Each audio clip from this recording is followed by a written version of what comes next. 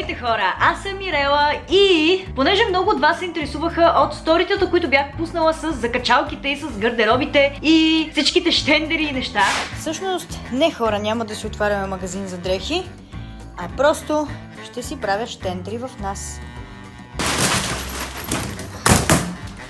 Значи искам да ви кажа, че в нас все едно се местим и има някакъв зверски ремонт. Просто погледнете за какво иде реч. Гледайте. Погледнете спалнята. И ви бях обещала, че ще ви направя едно клипче и ще ви обясня какво точно се случва. Нека да започнем от там, че аз нямам гардероб.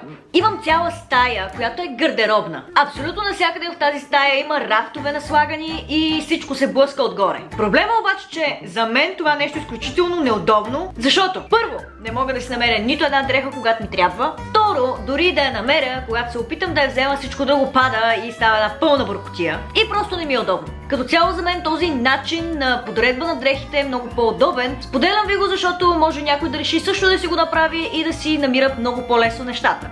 Махнахме рафтовете. Но махнахме само рафтовете, на които стояха дрехите. Оставихме рафтовете, които са по-нагоре и по-нависоко. И там стоят неща от типа на коледни елхи, някакви джунджури, които няма да ни трябват, но ще ги ползваме някога. Разбирате. След като махнахме рафтовете, отидахме до Практикер. Видеото не е спонсорирано, просто знам, че ще ме питате постоянно, така че ето казвам ви директно да знаете. Общо взехме 5 щендера. И се оказа, че аз всъщност имам доста дрехи. А всеки път казвам, че нямам какво да облеча. Истинска жена. Както и взехме 400 закачалки. Даже бяха повече от 400. Към 450 да са били. И почти запълнихме всичко. Тук идва момента, в който искам да кажа, че ако решите да си правите щендери и ви трябват закачалки, не ги взимайте от Практикер. По-изгодно да ги вземете от Икеа, а не от Практикер, защото ние взехме 5 броя за 3 лева, 4 лева, нещо е такова беше. Докато в Икеа може да намериш 10 закачалки за същите пари и излиза много по-изгодно. Ние реално взехме 200 от Практикер, защото искахме още същата вечер да започнем с нещата. И на другия ден отидахме и до Икеа, за да вземем още 200, просто защото нямаше да хванем Икеа на време. Да, от Икеа е по-изгодно. След като се прибрахме вкъщи, изглобихме всички щендери и започнах да реда дрежка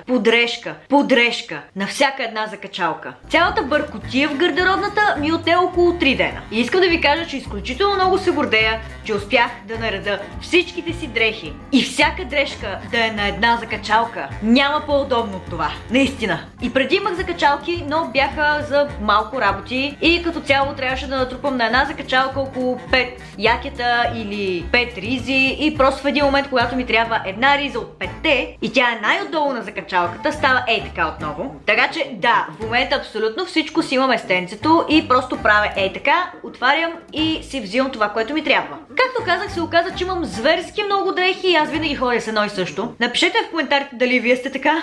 Най-накрая взех решението да изхвърля неща от живота си, които няма да нося никога, но просто ми стоят в гардероба и аз не знам защо. Просто не ми идва отвътре да махам дрехи, които съм носила. Все пак направих тази крачка в живота си и всички дрехи, които нямаше да нося, ги наблъсках в едни черни турби, грамадни и ги предадохме на Червения кръст. Между другото, те имат контейнер за дрехи точно на Икеа, на самия изход на Икеа, така че просто отидахме до там и ги набутахме в контейнерите и ги пуснахме там. Някой може да ги ползва, както казах, не обичам да хвърлям дрехи. И всъщност съм изключително доволна от резултата. Дори мога да се похваля, че на самите щендери, тези, които ние си взехме, имат отдолу поставка за обувки, защото с Петко имаме много обувки и се наложи половината от тях да ги държим в куфари, които куфари абсурд да я намериш. Ако са най-отдолу, трябва да изкараш абсолютно всички обувки оттам. Но да, сега е супер яко, защото отгоре са дрехите, отдолу са обувките и е супер лесно и супер удобно и всичко може да видиш кое къде ти е. Така, както казах, финалният резултат е супер. Сега ще ви покажа. Тук са всички зимни дрехи и жилетки. Панталоните са ми на един цял щендер, защото са много. Това са всичките ми потници. Над потниците са всичките ми ризи, блузи с къс ръкав и блузи с дълъг ръкав. А тук са всичките ми сака и рокли. И от всичко това разбрах, че наистина имам много дрехи. Аз взех 4 щендера, а Петко взе един. И това е неговия. Има няколко риски, няколко панталона и няколко сака. И костюми. Да,